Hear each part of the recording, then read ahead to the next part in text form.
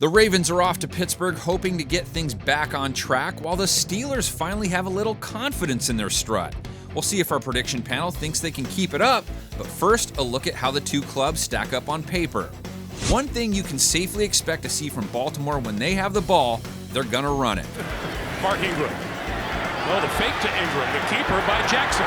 Jackson with running room. No team has more rush attempts and, more importantly, does as much with them, as the Ravens have picked up 5.9 yards per carry. Their 173 rushing yards in last week's loss actually brought their average down, yet it still sits over 200, which is an absurd figure in today's pass-happy NFL. So how does the Steelers' run defense stack up?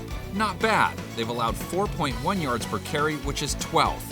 And they've also faced the 5th most runs this season, so they're plenty used to fending off the ground game. However, when they faced the Niners in Week 3, they were not able to handle San Fran's rushing attack. Both Niners' primary running backs hitting at 4.9 yards per carry or more. If they can't stop them on the ground, Pitt at least can hope their pass rush can fluster Lamar Jackson when he's trying to throw. Dalton, pressure, and raining down on him is TJ Watt. The Steelers came up with 8 sacks of Andy Dalton on Monday night. Their 14 total sacks on the season tied for 4th most. The Ravens' pass protection, 10 sacks allowed, which is middle of the pack. But 4 of those came last week when Baltimore had to chase points on the scoreboard. So the Steelers have to hope for an early lead if they want to truly unleash TJ Watt and company. When the Steelers have the ball, it might be tempting to go heavy with the pass game, which looked much better this past week. Downfield strike, wide open, Johnson.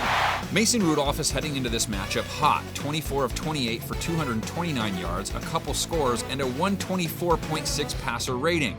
Meantime, only 2 teams have given up more passing yards per game than Baltimore, and only 2 have given up more yards per pass attempt. But their issues stopping the pass aren't quite as glaring as their issues stopping the run. The Ravens have given up 4.9 yards per carry on the season, and Nick Chubb just had a field day against them last week.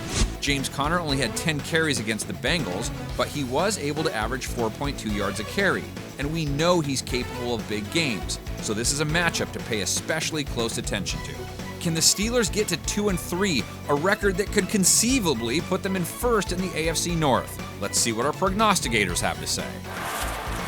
For the Ravens, Jackson throwing over the middle, touchdown, Miles Boykin.